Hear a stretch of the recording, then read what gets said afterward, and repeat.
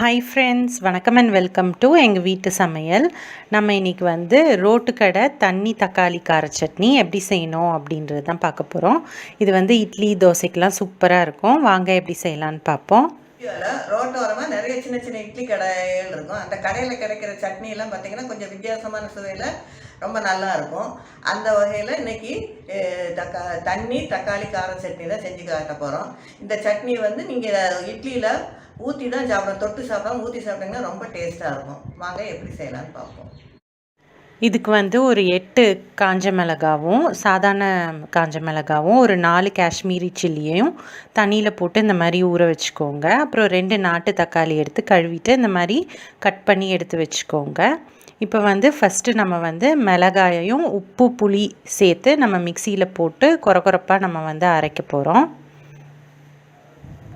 இப்போ மிளகாய் சேர்த்துருக்கோம், புளி, அடுத்து கொஞ்சமாக கல்லுப்பு சேர்த்து நம்ம கொரப்பாக அரைச்சிக்குவோம்.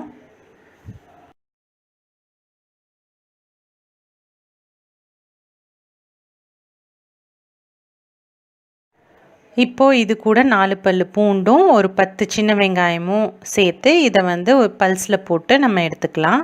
ரொம்ப வழுவழுப்பாக அரைக்கக்கூடாது. இதோ இந்த மாதிரி அரைச்சி எடுத்து வச்சுக்கோங்க. நம்ம வந்து தண்ணி சேர்க்காம தான் இப்போ வரைக்கும் அரைச்சிருக்கோம். இப்போது நம்ம வச்சுருக்க நாட்டு தக்காளி ரெண்டுத்தையும் மிக்சியில் போட்டு நல்லா நைஸாக அரைச்சி எடுத்து வச்சுக்கோங்க. இப்போது நெக்ஸ்ட்டு வந்து ஒரு கடாயில் ஒரு 3லேருந்து 4 டேபிள் ஸ்பூன் வந்து நல்லெண்ணெய் சேர்த்துக்கோங்க. நல்லெண்ணெய் வந்து சூடானதும் கடுகு உளுத்தம் பருப்பு போட்டு தாளிச்சிக்கோங்க. அடுத்து கருவேப்பிலையும் சேர்த்துக்கோங்க. நெக்ஸ்ட்டு நம்ம அரைச்சி வச்சுருக்கோம் இல்லையா, மிளகாய், புளி, உப்பு, அந்த கலவையை சேர்த்துக்கோங்க.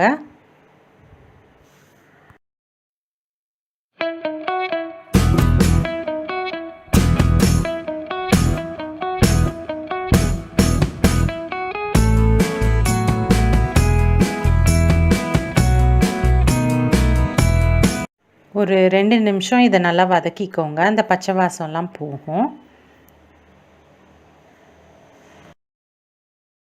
அடுத்து ஒரு 1/4 ஸ்பூன் அளவு பெருங்காயம் சேர்த்துக்கோங்க. சேர்த்து அதை நல்லா மிக்ஸ் பண்ணிக்கோங்க.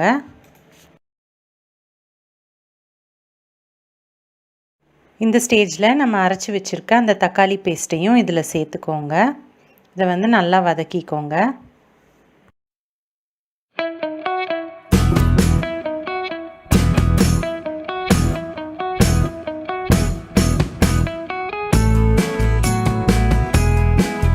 இப்போ வந்து நம்ம வந்து தண்ணி சேர்க்க போகிறோம். ஒரு 1.5 டம்ளர் போல் தண்ணி சேர்த்துக்கோங்க. தண்ணி சேர்த்து இதை வந்து நல்லா கொதிக்க விடுங்க. இப்போ வந்து ஃப்ளேம் ஹையில் தான் இருக்கணும்.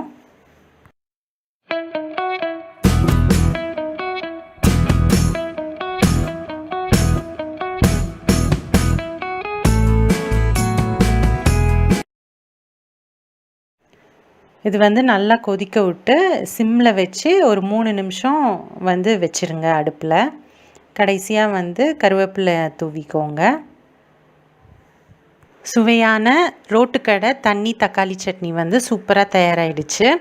இது வந்து அத்தை சொன்ன மாதிரி இந்த இட்லிக்கு தொட்டு சாப்பிடும்போது அதை தொட்டு சாப்பிட்றதோட நல்லா ஊற்றி குழப்பி சாப்பிட்டோன்னா சூப்பராக இருக்கும். ஸோ கண்டிப்பாக ட்ரை பண்ணுங்கள். ட்ரை பண்ணிவிட்டு உங்களோட ஃபீட்பேக்கை எங்களுக்கு கமெண்ட்ஸில் போடுங்க. இந்த வீடியோ உங்களுக்கு பிடிச்சிருந்ததுன்னா லைக் பண்ணுங்கள், ஷேர் பண்ணுங்கள், சப்ஸ்கிரைப் பண்ணுங்கள். மறக்காமல் பெல் பட்டனையும் டேப் பண்ணுங்கள். அப்போ தான் எங்களோட ரெகுலர் அப்டேட்ஸ் உங்களுக்கு வந்து சேரும். தேங்க்யூ.